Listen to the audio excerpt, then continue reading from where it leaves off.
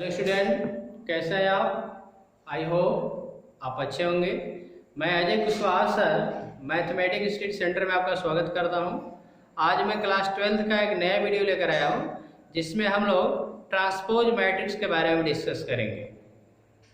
तो चलिए हम स्टार्ट करते हैं transpose matrix. Transpose matrix start करने से पहले मैं आपसे एक रिक्वेस्ट करना चाहता हूँ कि यदि अब तक आपने मेरे चैनल को सब्सक्राइब नहीं किया तो उसको सब्सक्राइब करें, वीडियो को लाइक शेयर अवश्य करें, इसके साथ साथ वीडियो पे कमेंट भी लिखें। तो चलिए हम आज डिस्कस करेंगे transpose matrix. Transpose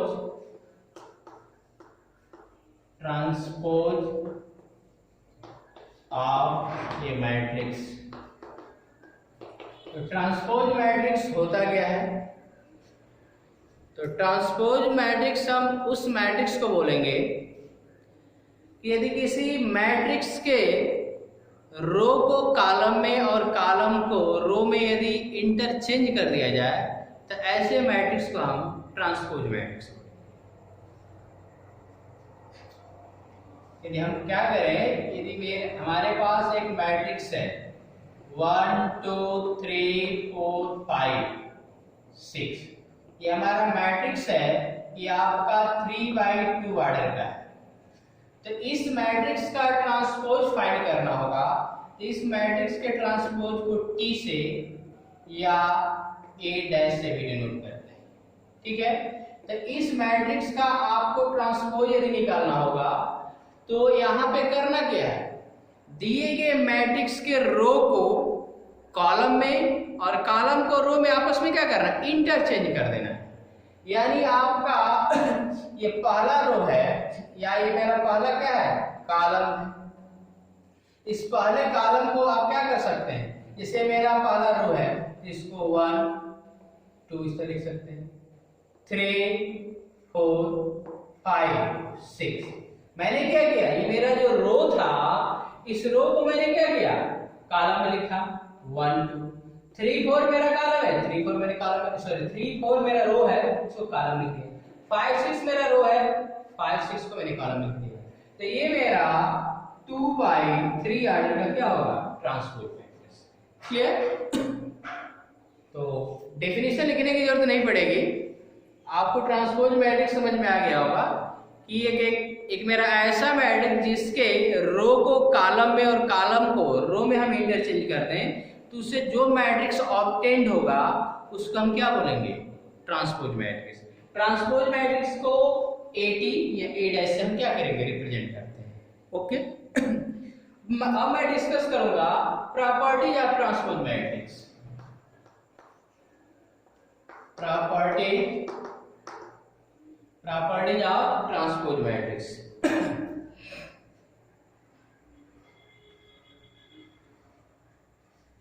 properties of transpose matrix. देखिए इसकी फर्स्ट प्रॉपर्टी उसको देखिए।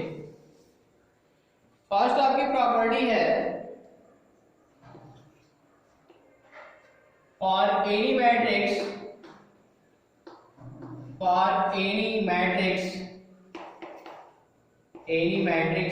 A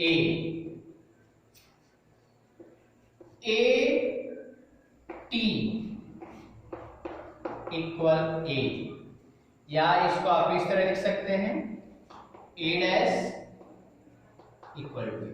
यहां पे ट्रांसपोज ऑफ A अब ट्रांसपोज ऑफ, यानी कहने का मतलब ये है कि मेरा मैट्रिक्स A है, इसका आपने क्या किया, ट्रांसपोज ऑफ A निकाला, अब इसका पुनः आपको ट्रांसपोज फाइंड करना है। तो ये बताओ A इक्वल अभी मैंने लिखा था 1 2 3 4 5 6, ये मेरा मैट्रिक्स लिखा था, इसका आपने ट्रांसपोज किया तो क्या आया 1 2 3 4 5 6। अब बताओ इसका मैं पुनः कहूं कि इसका ट्रांसपोज करो, इस मैट्रिक्स का पुनः ट्रांसपोज करोगे तो वही रूल होगा। रूल क्या होगा, अब इसके रो को कॉलम लिखना पड़ेगा, तो 1 3 5 2 4 6। ये बताओ ये मेरा मैट्रिक्स A है कि नहीं है? तो यानी कहने का मतलब है कि यदि मेरा कोई मैट्रिक्स है और उसके ट्रांसपोज का ट्रांसपोज करेंगे तो वही मेरा मैट्रिक्स गुना आ जाएगा। ओके, ये मेरा फर्स्ट प्रॉपर्टी है, इस प्रॉपर्टी को आपको याद रखना है।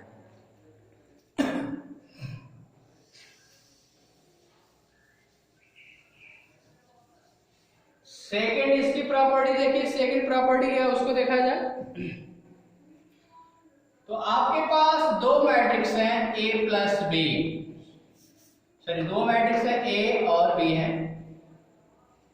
आप कंसीडर करते हैं let A and B be two matrix जिनका ऑर्डर क्या होना चाहिए, सेम होना चाहिए। Let A and B be two matrix of order is same. तो यहाँ पे इन दोनों मैट्रिक्स को ऐड करना है, ए प्लस बी करना है, ए प्लस बी। दो मैट्रिक्स को हम ऐड तभी कर सकते हैं जब उनका ऑर्डर सेम हो। तो ए प्लस बी इन दोनों का ऐड करके इसका ट्रांसपोज ले रहे हैं, इसका क्या करें ट्रांसपोज लेंगे। तो इसका जो वैल्यू आएगा वो आपका transpose of A plus transpose of B के सम इक्वल होगा। यानी दो मैट्रिक्स है उनको ऐड करके उसका ट्रांसपोज लो, या अलग अलग मैट्रिक्सों का ट्रांसपोज करके ऐड करें तो दोनों मेरा क्या आएगा, सेम आएगा। ओके, थर्ड प्रॉपर्टी देखिए, थर्ड प्रॉपर्टी है के ए इक्वल के इंटू ए डॉट टी। ये है हमारा, यहां पे ये है कि हमारा कोई मैट्रिक्स दिया गया, मैट्रिक्स हमारा ए है। अब इस मैट्रिक्स में यदि किसी स्केलर से कहा जाए मल्टीप्लाई करने, यानी के ए, तो इस मैट्रिक्स में के से मल्टीप्लाई करके इसका ट्रांसपोज फाइंड कर दो, या इस मैट्रिक्स का ट्रांसपोज फाइंड करके इसमें किसी कांस्टेंट से यानी के से मल्टीप्लाई करें तो दोनों का वैल्यू क्या होगा, सेम आता है। तो इस प्रॉपर्टी को भी आपको याद रखना है। तो ये फर्स्ट प्रॉपर्टी मेरा क्या था, ए टी इक्वल है, यानी ए का ट्रांसपोज निकालेगा प्लस उसका ट्रांसपोज निकाले तो उसी के इक्वल आएगा। तो मेरी तीन प्रॉपर्टी हो गई। नेक्स्ट प्रॉपर्टी देख लीजिए, नेक्स्ट प्रॉपर्टी है फोर्थ। यदि आपके पास दो मैट्रिक्स है ए और बी, उनका मल्टीप्लाई किया जाए ए इंटू बी, तो क्या आएगा ए बी। तो दो मैट्रिक्स का आपस में आप मल्टीप्लाई करें तो पहले तो दो मैट्रिक्स का मल्टीप्लाई पॉसिबल कब है, जब दो मैट्रिक्स का और मतलब दो मैट्रिक्स का आप मल्टीप्लिकेशन कर रहे हो, मान लो कि m इंटू एन है, दूसरा मेरा क्या है n इंटू पी है। तो इनका आपस में मल्टीप्लाई करोगे a इंटू बी, तो ए बी का जो ऑर्डर है वो क्या आएगा m इंटू पी, क्योंकि आपका n और n equal.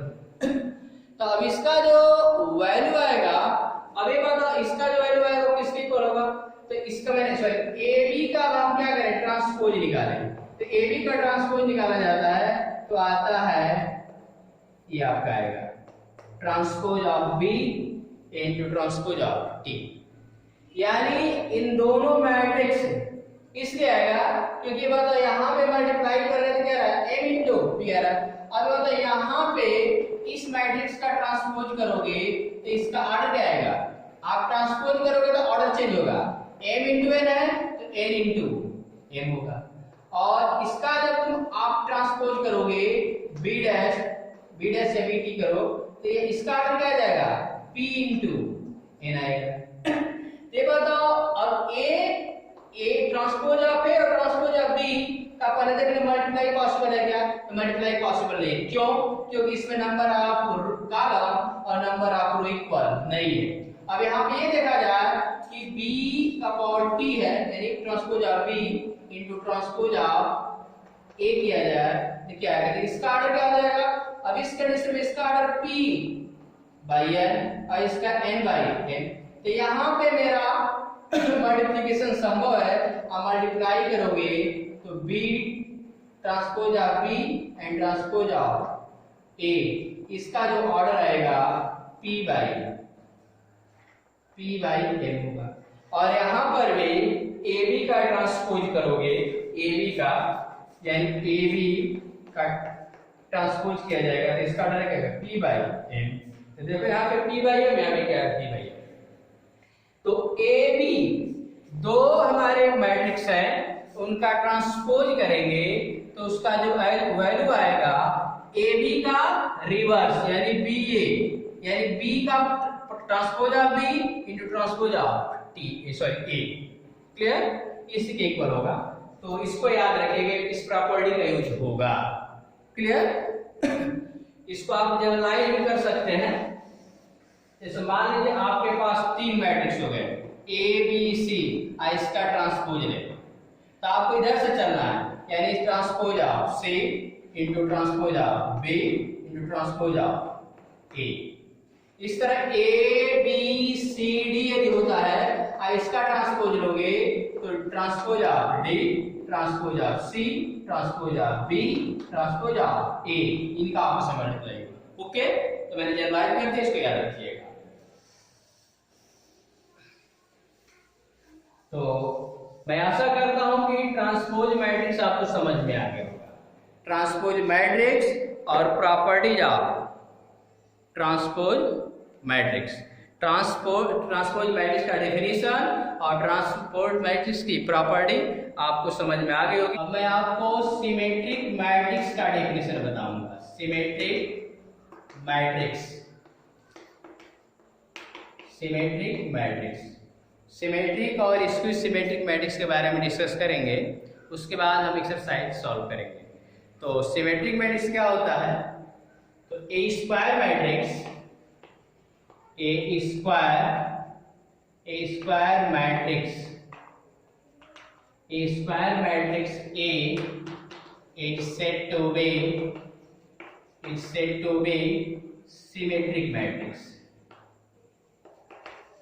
symmetric matrix, symmetric matrix if A dash is equal to A। यदि मेरा कोई स्क्वायर मैट्रिक्स दिया गया है तो वह मैट्रिक्स सिमेट्रिक बोला जाएगा यदि उस मैट्रिक्स का ट्रांसपोज है ए डैश का है या ए टी इक्वल टू ए, या तो आप ए कहो या तो ए। तो इस कंडीशन में मेरा दिया गया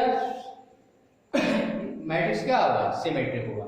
for example A equal A H G H B F G F C, ये हमने एक मैट्रिक्स लिखा। अब इस मैट्रिक्स का मैं ट्रांसपोज कर रहा हूं, तो ट्रांसपोज करने का मतलब क्या? ये जो मेरा रो है, पहला रो, इसको मैं कॉलम में लिखूंगा ए एच जी, दूसरा जो रो है उसको मैं कॉलम लिखूंगा एच बी एफ, तीसरा रो जो है जी एफ सी को कॉलम में लिखूंगा। तो देखिए मैंने इस मैट्रिक्स का ट्रांसपोज किया तो सेम आ गया, यानी ए डैश इक्वल टू क्या आया? ए।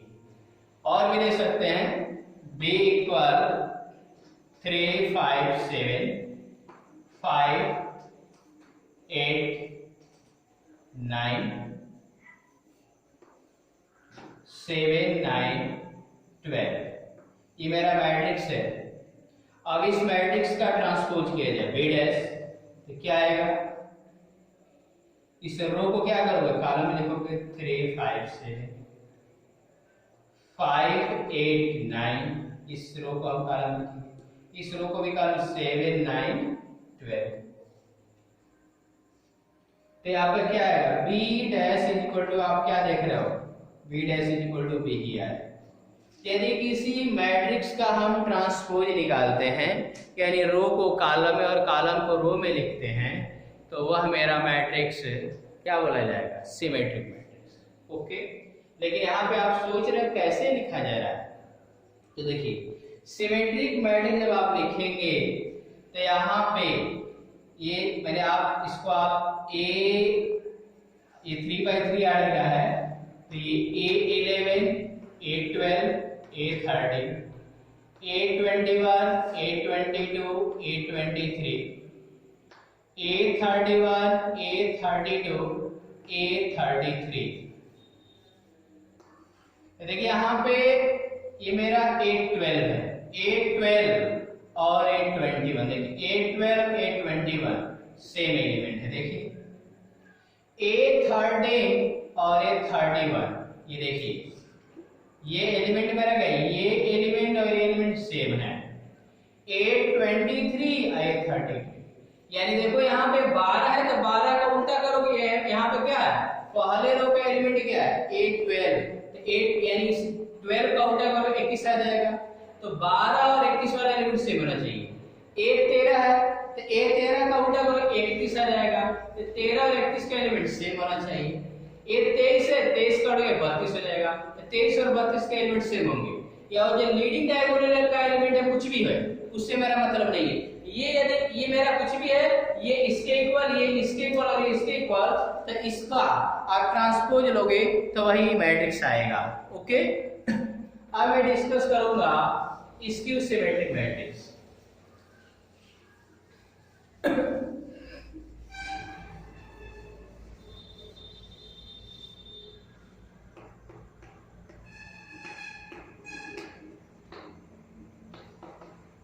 Skew symmetric matrix. A square matrix, A square matrix, A square matrix, A square matrix is said to be, A square matrix is said to be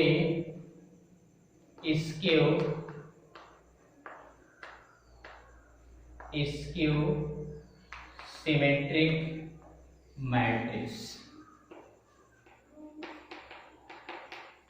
if A dash is equal to minus A dash is equal to minus A दिया जाता है, तो इस matrix को क्या बोलेंगे, symmetric matrix. आप example दे सकते हैं। A इक्वल आप ले लीजिए 3 5 7 -5 8 9 -7 -9 11। तो इसका आप यदि ट्रांसपोज करते हो A डैश तो क्या आएगा, इस रो को कॉलम में लिखोगे तो 3 5 7, इस रो को भी कॉलम में लिखोगे, इस रो को तो -5 8 9, इसको लिखोगे तो -7 -9 11।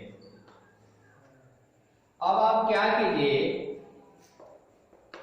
कि ये जो मेरा मैट्रिक्स है उसमें माइनस कॉमन कर, यदि माइनस कॉमन करें तो माइनस बाहर आ जाएगा, और माइनस कॉमन करेंगे तो क्या आएगा, एक मिनट गलत लिखे थे, लीडिंग ए 0 होना चाहिए। सिमेट्रिक स्क्यू सिमेट्रिक मैट्रिक्स जब हम लिखते हैं तो उसके लीडिंग डायगोनल का एलिमेंट 0 होता है। क्या होता है, 0 होता है। अब आप देखिए मैंने क्या किया, यहाँ पे अब इसे माइनस कॉमन करेंगे तो 0 5 7 -5 0 9 -7 -9 0। तो देख लो ये A डैश है, A dash is equal to minus A का वैल्यू क्या था 0 5 7 -5 0 9 -7 -9 0, इससे हमारा यानी क्या है A। तो इस स्क्यू सिमेट्रिक मैट्रिक्स में होता क्या है कि लीडिंग डायगोनल का एलिमेंट 0 होता है, और यहाँ पे जो 8 12 है, मैंने जो सिमेट्रिक में मैंने बताया 8 12 8 21 इक्वल हो रहा था, यहाँ पर भी हमारे एलिमेंट तो सेम होंगे, लेकिन एक का साइन प्लस है तो दूसरे का माइनस होगा। और 8 31 बताया था, 8 13 है, 8 13 31 के इक्वल होगा, ये भी सेम होगा, लेकिन साइन क्या होगा, अपोजिट होगा। और यहाँ पे ये जो मेरे एलिमेंट है ये भी क्या होंगे, सेम होंगे, लेकिन साइन क्या होगा, अपोजिट होगा। तो ये मेरा स्क्यू सिमेट्रिक मैट्रिक्स होगा। ओके, तो इसी पर आपकी एक्सरसाइज है, एक्सरसाइज के क्वेश्चनों को आप सॉल्व कीजिएगा, और मैं अगले वीडियो में आपको एक्सरसाइज के क्वेश्चनों को सॉल्व कराऊंगा। ओके।